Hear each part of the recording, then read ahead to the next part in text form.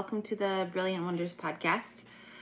And I just came back from a Napa trip. So I was in Napa Valley or Napa the town actually, for about a week. And it was so fun.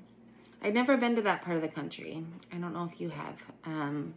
It's been on my list, I would say. I've had a lot of recommendations to go there.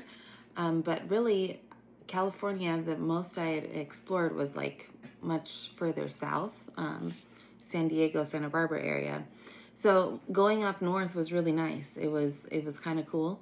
The weather was a lot different and definitely like something where you needed to be prepared, be prepared for weather changes.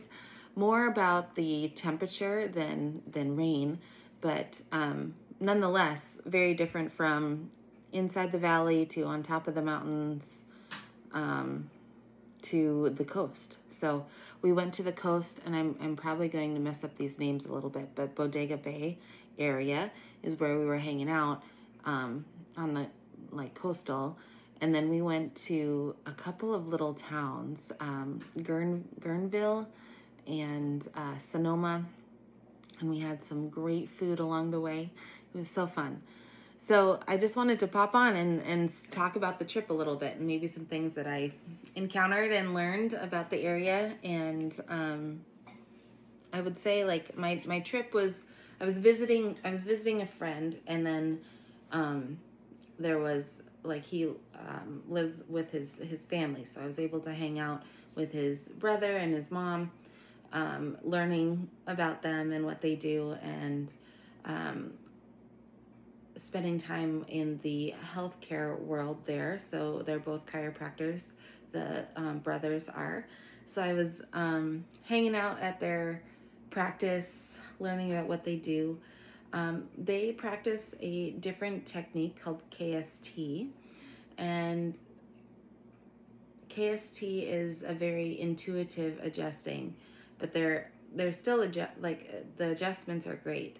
But as a chiropractor, when I'm learning from other chiropractors, most of the time I'm trying to figure out how are you deciding what to adjust and why, and not necessarily the technique of the adjustment, because really it's more about finding flow in the body and creating a connection between the brain and the body, and helping that innate intelligence do its thing, and letting that kind of come through. And I loved their practice because that is what they do. That's what they were up to. That was Journey Wellness or Journey Chiropractic, Journey Wellness or Journey Chiropractic in Napa Valley. So that was very fun. I sat in a hyperbaric chamber. They have a few of those there. They have a one that you would lay down in, that you could fit two people in, and then they have two that you can sit in. So they're using that a lot for wellness in general. Like just getting oxygen to your body is very critical, and it increases the amount of oxygen your body can take in and use. So from what I understand, that's the most of it. If you get like a brain injury or having like fogginess or like even mood issues, or you've been sick or anything like that, like we want to get oxygen to the body and fill it up so that it can heal up. So I loved experiencing that, and they just got some new massage chairs in. So we played with those, and yeah, they've got a good thing going there for sure. I was very, very happy that they let me come in and just be a little fly on the wall as they did their thing.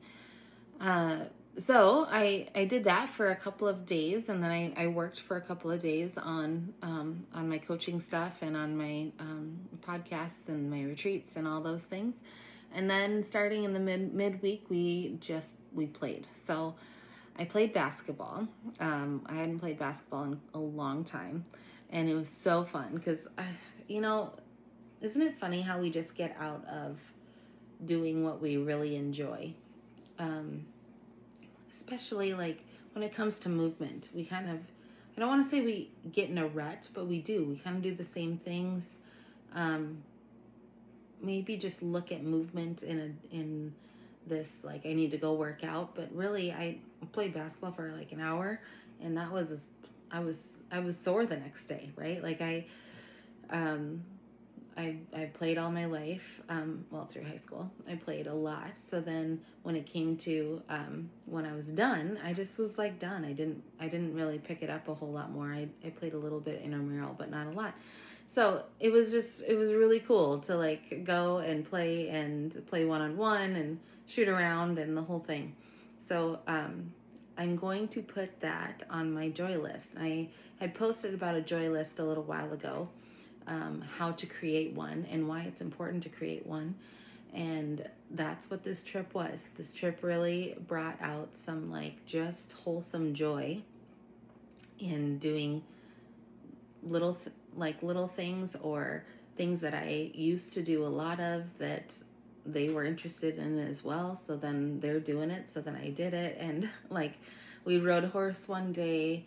I learned pickleball. We played some pickleball. We went to the beach, just different things that, a very active week, but a very like wholesome week. It was just really neat. So, the joy list, let's talk about the joy list for a minute. The joy list is a list of things that you know that you can do to bring joy into your life. It does not mean that you are enjoying it in the moment all the time. You may be in like loving the feeling when you're done. Like you feel joyful when you're done. For example, cold shower is a great example. I do not like taking cold showers. I mean, someone who does is slightly crazy in my mind. But when I'm done with the cold shower, I feel like a different person. I feel like my nervous system has shifted. I feel lighter. I feel awake, those sorts of things. So that's changing my insides on a cellular level. And that's what the joy list does. Without you even realizing it, you are encouraging your cells, all the little pieces that make you up, that are you. You're changing yourself on a cellular level. So that's why the joy list is so important. And the joy list is not stagnant, meaning it's always staying the same. It might be changing as your chapters change and whatnot.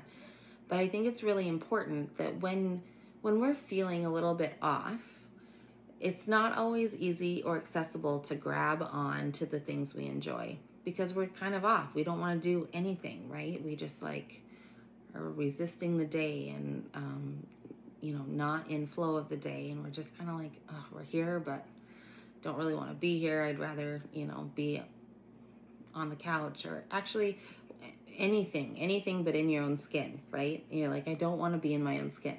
That's like a great example of like, hey, I need some joy. So the joy list, you create it, you write down everything that you really like to do, or anything that you know that when you do it, you feel better.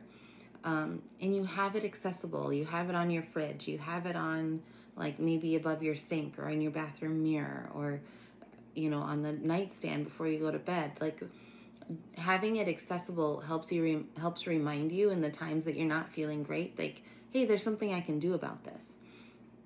I don't like feeling out of control. Does that make sense? Like, not that I'm trying to control everything, but I don't like feeling like I have nothing to, I have no way of getting out of something. I feel stuck. And the joy list transitions that. So I would encourage you to create a joy list. I think my last newsletter was about the joy list. So if you want to sign up for my newsletters, I try to give you little nuggets of like how to live a life that you are proud of or that you love, and how to live your life. And so like my joy list is going to be different than yours, and that's important, right? That's important.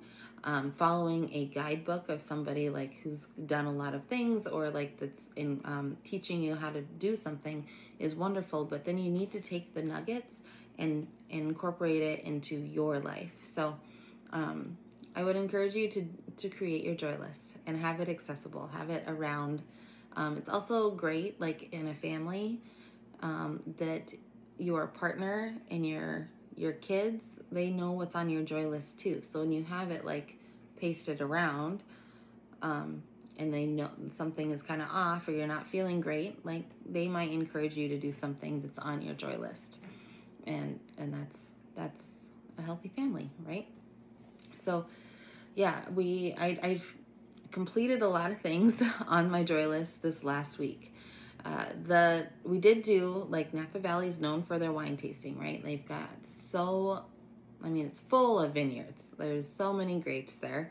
And they have other things too. I think peaches and plums, and almonds, I believe, are a big product or produce there.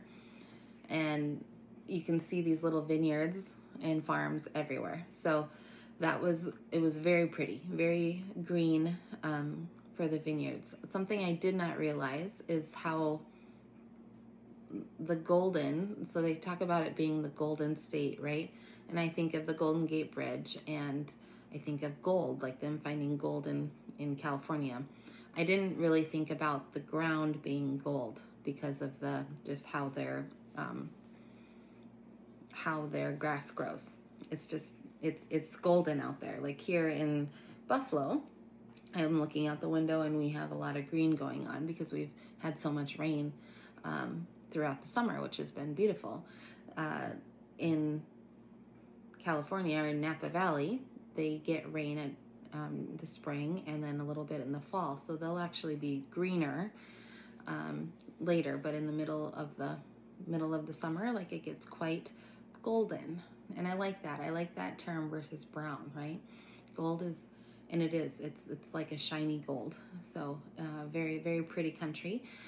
You have, and I call them mountains, but I'm not really sure if it's part of a mountain per se, mountain range. I'd have to do a little bit of research on that. But the valley, so you've got down in the valley, we've got the city, and then on both sides of you, you've got the mountain range.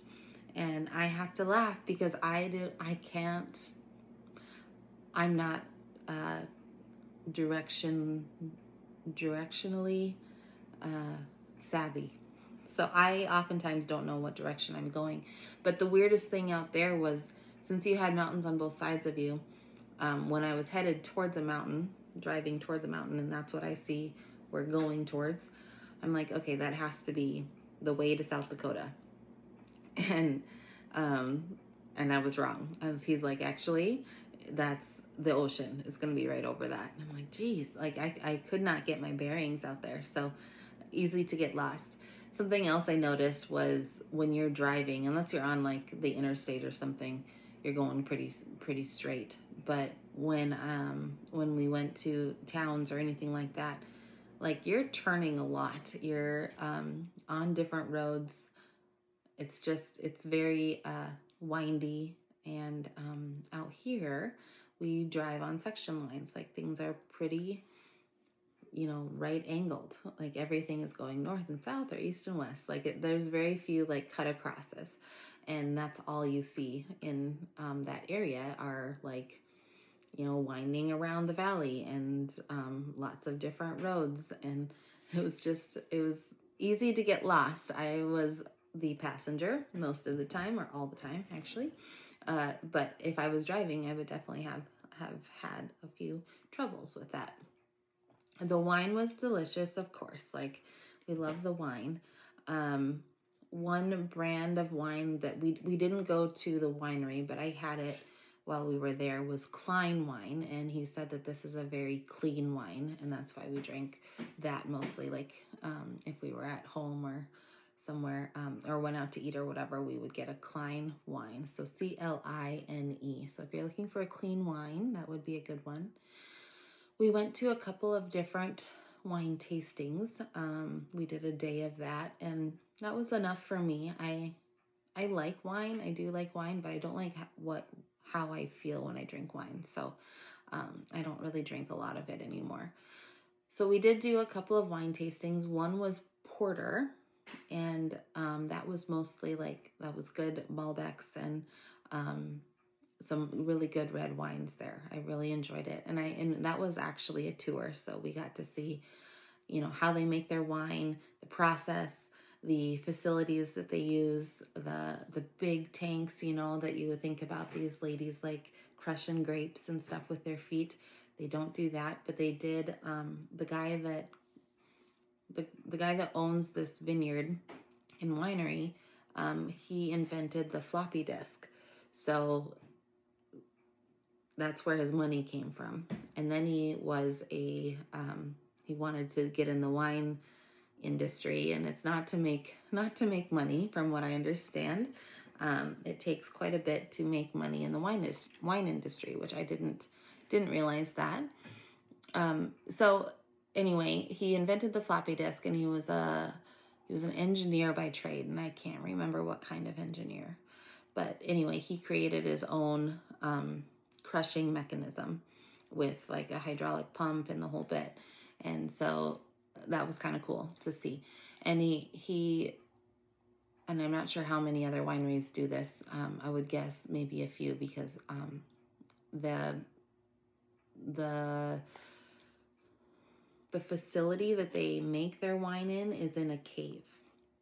So they cut out dug out all this dirt, and they had to reuse the dirt. They had to reuse the dirt on their own property. So they made like a like a gravel solid like ground, right? Like a leveled off ground through a valley. So like a valley was there, and they used the dirt to raise it up so that they could drive their trucks and stuff on. But then they had this big cave that's actually where they can store their wine, and where they let their wine ferment in these barrels, in these wooden barrels. And they use the like, I think underground it only fluctuates like 4 degrees, so it's really good for the wine. So they use that temperature, the geothermal temperature regulation there, to preserve their wine, or to make it, to keep it the same, and to keep it, congruent every year. So yeah, that was very cool, and I would highly recommend doing like an actual wine tour to see how it's made.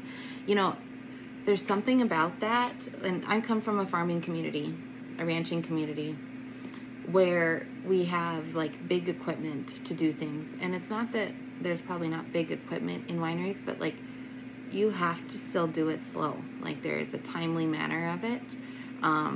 But there's like, you pick the grapes. Like there's no other way to harvest except for slowly picking grapes, carefully making sure that they just can't handle a lot of like rough handling. They can't handle a lot of handling.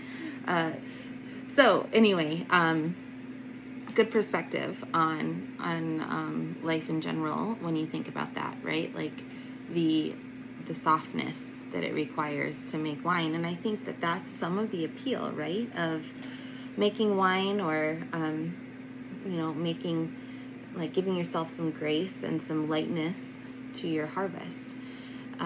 We can take that on a whole nother podcast, actually, probably, on how are you managing your life? Are you thinking, are there times where you want a combine that's, I don't even know how many rows that some of those combines combine at one time, but big equipment, big things, to big tools, I guess, to move yourself through a time or a healing process? Or is it time to do hand picking? Hand picking your grapes, hand picking the little things, or the big things, but doing it lightly to heal. And that's such an internal battle, right? Like we want the combine, we want the big, large combine just to like clean us all out so we can just go about our day or about our life. And I've had experiences of both, I would say. Some things are a big thing, and then some things are a lighter thing. and a daintier thing. And one by one, we kind of keep cleaning up the vines, right? So there is room for both. There's room for both, and there's time for both. So what chapter are you in right now? The other piece to Napa for me was getting back to some roots. And what I mean by that is, so Grace is her name. She works with horses, and I've been around horses my whole life. But she kind of brought me back to the energetic being that a horse is. You know, like, and I took it for granted. I take it for granted. I take horses for granted in a way that we just go catch them, we saddle them up, and we go get a job done, or we go ride, or whatever. We go perform. But she really brought me back to using the tools that I use now on humans and using those on animals, on living things. And I forgot how cool that was. So we went and rode one day, but the next day we decided to work the horses on foot. And I haven't taken the time to do any of this work since I was a little kid. I remember doing it with my dad, and like working on, you know, being able to walk up to a horse and catch it, right? Like, sometimes that's the battle on why we don't want to go ride, is because our horses are hard to catch sometimes. So anyway, we worked with the horses on getting their attention, kind of working in a field, I'll say, of when are they aware of us? When are we like just putting enough pressure on their field that they know that we're there? And then when do they start responding to what we want them to do? So we worked them by just using our hands. We had a little bit of it was a whip. It's not to whip a horse, but to like just create some friction or some pressure on their field from afar. And we worked on them just running around the arena, doing figure eights, however we want, but kind of we were in their space, and they were allowing us to put pressure on them and then move in a direction. And then it got to the point that at the end, they were really in tune. We were in tune with them.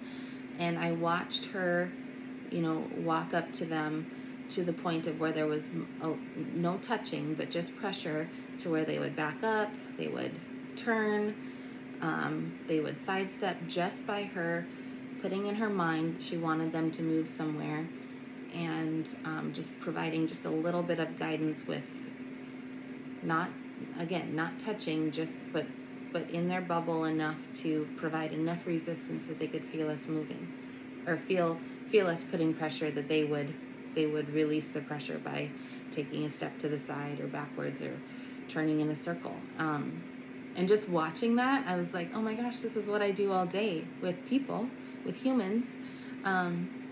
But seeing it respond by a horse is different. There's a communication there, and there's like a respect there. And it was just a beautiful thing to experience and to be reminded of what it's like to be a living being on this earth. Like, that's all that we're doing all the time is, we ask, receive, we guide, we support. The relationship that you have with another being is powerful. It's energetic. It's it's intuitive. Those things, as long as we're listening to them. So it's just, it was a experience working with the horses. It was an experience that that I feel very often, especially when I work on babies, but also when I work on a person who's really working on receiving or in tune with their bodies, or understanding that, hey, like, I want this person's going to help me. This person's going to supply some movement or some good intention on cleaning up my body. and being able to receive that. And horses are just they want to receive it. It's different with humans. Like, we have this educational brain that we kind of get in the way of healing often. And with horses, they don't necessarily have that. There's, well, I shouldn't say that. There's horses that definitely do not want to respond for a while, but you can change it, and you can see it change very, like, there's so many signs that a horse gives that they're listening to you, or their ears are twitching, or they're licking their lips, or they're like just staring at you, you know. We do the same thing. Us humans do the same thing. It's we look for different signs, or I look for different signs when I'm working on someone, whether they've changed nervous system states, or they've like relaxed, or they've heightened, or whatever. Like, I look for those signs as well. But the horse doesn't really resist the pattern break. Does that make sense? They don't. They don't. You can see things change quicker in an animal often, much like when I work on babies. So anyway, it was just a beautiful thing. It was a beautiful reminder. It was a beautiful experience. Napa has my heart in a lot of different ways now, and it's not quite the same as like the big city.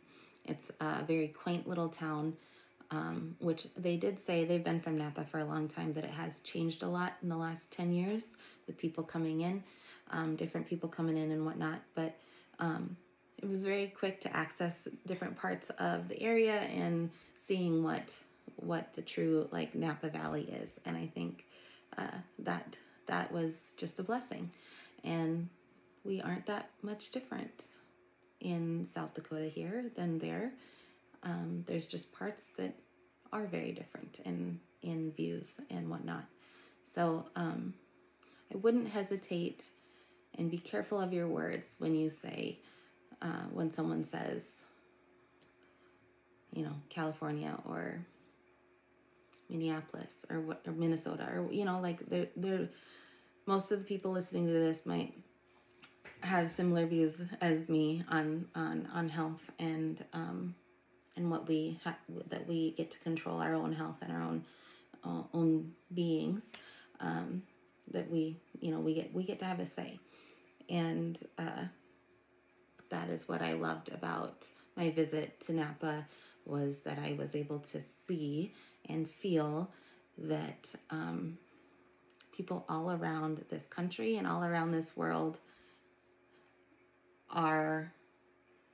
there are more than we think of us, that believe that the body is a healing body, ever-changing body, that it's adapting all the time. A healthy body is adapting and healing, and that the power comes from within us, within our innate intelligence, and the power that made the body heals the body. And it was just cool to see that and experience that in the area. So definitely recommend Napa to anyone who wants to go. If anyone needs any tips or who to connect with while you're there, I have some good connections now, so I love that. And that's a good segue for the end of the show today, the end of the episode. It was great to be back and great to chat with everyone, and I hope everyone has an amazing rest of your week. And remember, you are in control. It's between the ears and within the body, and connecting those two things. You can live the life that you want to live. You totally can. It's right in your grasp, and I hope that you grab a hold of it and do your thing, because we're waiting for everybody to just do their thing. We really are. Have a blessed day, and make sure you subscribe or like this podcast so that you can see the new ones pop up. It would be a blessing to chat with you whenever we can. And feel free to email me too, or find me on socials. That is the easiest way to communicate with me and to touch base and ask questions, or I'd love to hear what you guys might want to listen to as I travel around the world. I do have a big trip coming up. I have the Dominican Republic coming up later this week, and there I cannot wait to share that experience with you. It's a mission trip where we're adjusting thousands and thousands of people. There's like 60 some odd chiropractors going, and we are just setting up shop and adjusting as many people as we can. So excited. It's through the Chiro Missions group, and I can't wait to share that experience with you. I've heard really positive things, and it's my first mission trip. So first mission trip out of college, I'll say that. So this is going to be one of those things that will be ingrained in my brain forever. It will be life-changing. I know it will. And I get to see the power of healing on a big, big scale. So I hope everyone has a wonderful day and can't wait to connect again.